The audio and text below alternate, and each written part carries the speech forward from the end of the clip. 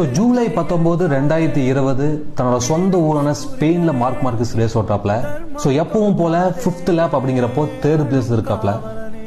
But unfortunately ஒரு சின்ன low side crash ஆகி கீழே விழுகிறாப்புல. ஸோ அதே ரேஸில் திரும்பவும் எந்திரிச்சு வந்து 16th பிளேஸில் ஜாயின் பண்ணுறாப்புல. ஸோ அதுக்கப்புறம் ஒவ்வொரு ரைடர்ஸாக ஓவர்டேக் பண்ணி தன்னோட 20வது லேப் இருக்கும்போது திரும்பவும் 3rd பிளேஸ்க்கு வராப்புல மார்க் மார்க்கஸ். ஸோ நம்ம 2nd பிளேஸ் போகலாம் அப்படின்னு திரும்ப பைக்கை புஷ் பண்ணும்போது அன்ஃபார்ச்சுனேட்லி ஒரு ஹை சைடு கிராஷ் ஆகி தன்னோட லெஃப்ட் ஹேண்ட் உடையுது. கிட்டத்தட்ட 12 ஸ்க்ரூஸ் ப்ளஸ் ஒரு பிளாட்டினம் பிளேட்ஸோட வெறும் 5 நாளில் அடுத்த ஒரு ரேஸை திரும்ப ஓட்டாப்ல. பட் அன்ஃபார்ச்சுனேட்லி அந்த ஸ்க்ரூஸ் அந்த பிளேட்ஸ் எல்லாம் திரும்ப டேமேஜ் ஆகும்போது மார்க் மார்க்கஸ் அந்த ஒட்டுமொத்த சீசன் ஃபுல்லாக 2020 ஃபுல்லாக சர்ஜரி மேலே சர்ஜரியாக பண்ணுறாங்க. பட் 2021 கம்பேக் கொடுக்கும்போது ஒன் ஆஃப் த ஒர்ஸ்ட் சீசனாக மார்க் மார்க்கஸுக்கு அமைது.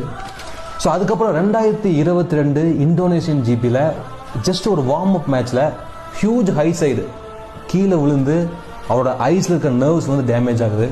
பட் அதே டைமில் ஹோண்டாவும் மோட்டோ ஜிபி விட்டு வெளியே போகிறாங்க. ஸோ ஜஸ்ட் நினச்சி பாருங்களேன்.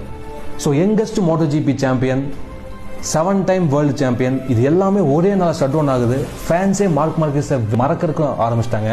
கிட்டத்தட்ட 1043 நாள் கழிச்சு Marc Marquez first time win பண்ணுறாரு. பட் இப்போ 2025 செஷனில் டுக்காட்டி கலக்குன்னு கலக்கிட்டு இருக்காப்புல மார்க் மார்க்கஸ்.